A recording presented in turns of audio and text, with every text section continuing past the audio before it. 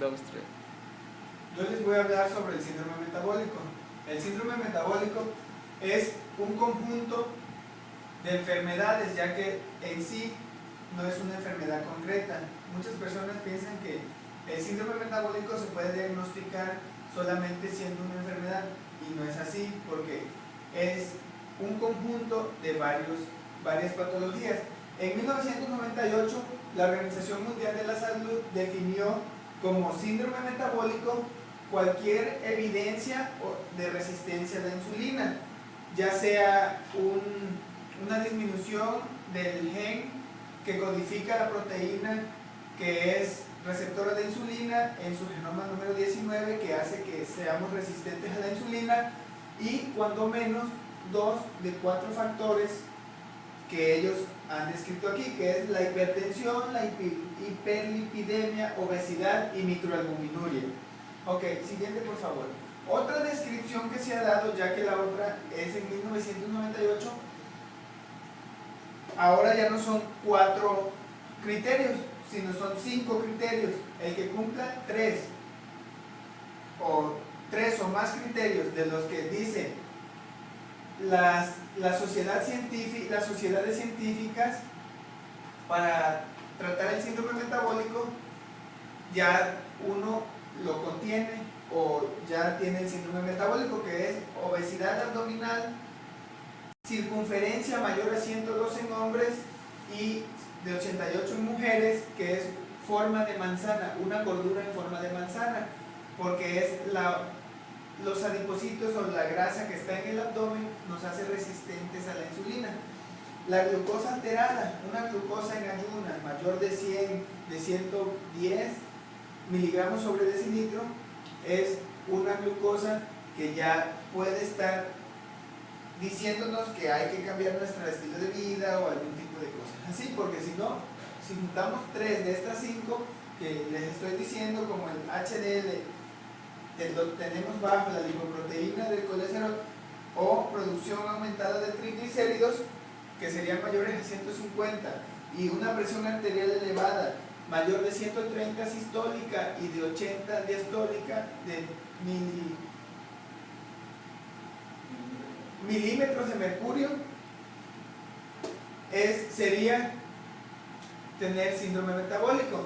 La última definición que se dio en el 2013, o sea este año, fue dada por el Programa de Educación Nacional del Colesterol en los Estados Unidos, y dice que hay que tener al menos 3 de 5 factores, que serían la circunferencia de la cintura, como ya habíamos mencionado, los triglicéridos altos, un colesterol HDL bajo, una glucosa alta y una hipertensión.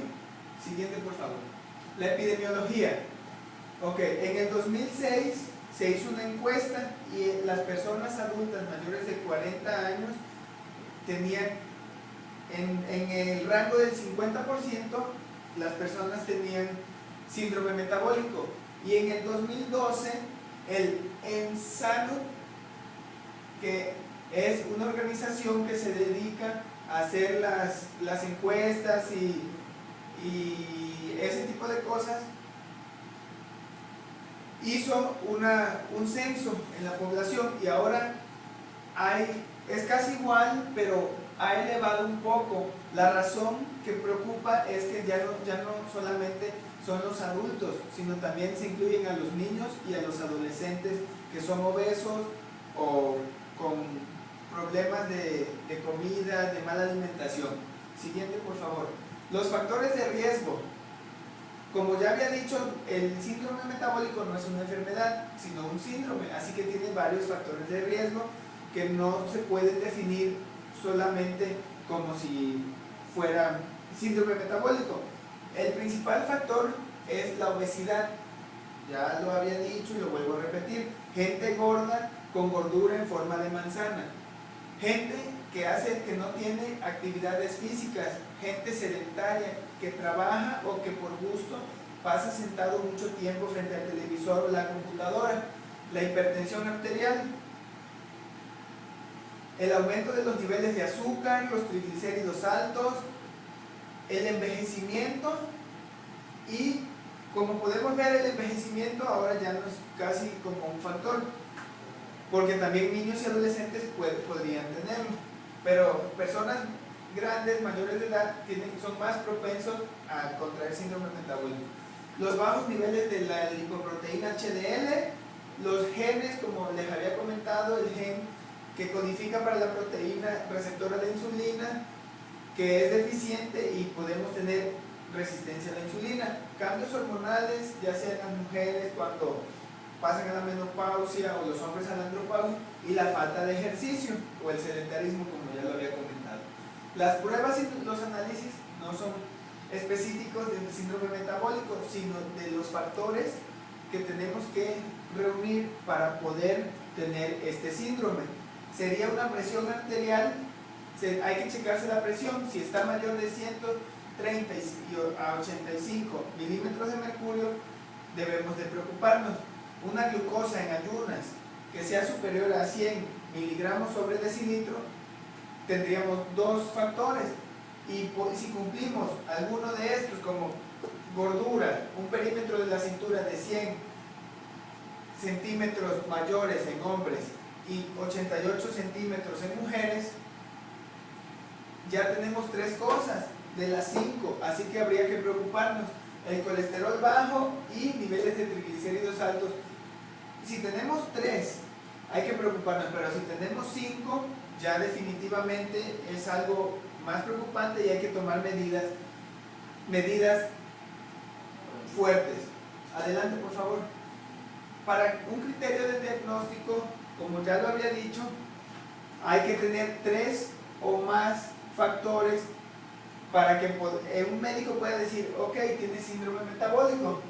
El Adult Treatment Panel o ATP número 3 establece el diagnóstico del síndrome metabólico en 3 o más hallazgos de los factores, como ya había dicho: hipertensión arterial, aumento de los niveles de azúcar, niveles sanguíneos elevados de triglicéridos, bajos niveles de la lipoproteína HDL y exceso de grasa alrededor de la cintura o la obesidad. Siguiente, hay varios tipos de decisiones para saber si tiene síndrome metabólico. En este esquema se puede ver los factores genéticos y factores ambientales. Serían como la obesidad central. Si la obesidad central causa resistencia a la insulina, y esto una hiperinsulinemia que puede llegar a una disfunción endotelial de los vasos sanguíneos y así causar arteriosclerosis o hipertensión arterial, que esto lleva a complicaciones macrovasculares que ya serían, no sé, diabetes, hipertensión arterial, enfermedad coronaria, y puede llevarnos hasta un paro cardíaco. Y la intolerancia a la glucosa hace la disfunción de las células beta pancreáticas y no pueden procesar, y tenemos diabetes mellitus tipo 2, y de la diabetes mellitus tipo 2 conllevan otro tipo de enfermedades como insuficiencia renal aguda y fallas renales. ¿Sí? Siguiente, por favor. Ahora este es otro criterio de evaluación según la Organización Mundial de la Salud, que son las siguientes características, hay que cumplirlas: la hipertensión arterial alta, presión diastólica, dislipidemia, que serían triglicéridos altos, el colesterol, la obesidad, la relación de la cintura en hombres y la microalbuminuria. Todo es repetitivo, como ya les dije. Podemos pasar a la siguiente. Este es otro método y es lo mismo. Glucosa en ayunas, hay que tener glucemia. Personas ya con diabetes mellitus es más propenso. Una curva de tolerancia a la glucosa que esté alta y tener intolerancia a la glucosa. Siguiente, por favor. Resistencia a la insulina.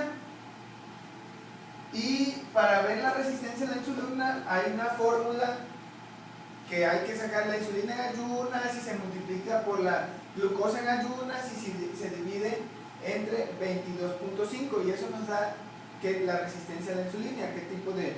Siguiente, por favor. Bueno, eso es los factores que hacen o que tenemos que unir para poder tener síndrome metabólico. Espero que hayan entendido, y algunas preguntas pues estoy a su disposición. Hasta luego.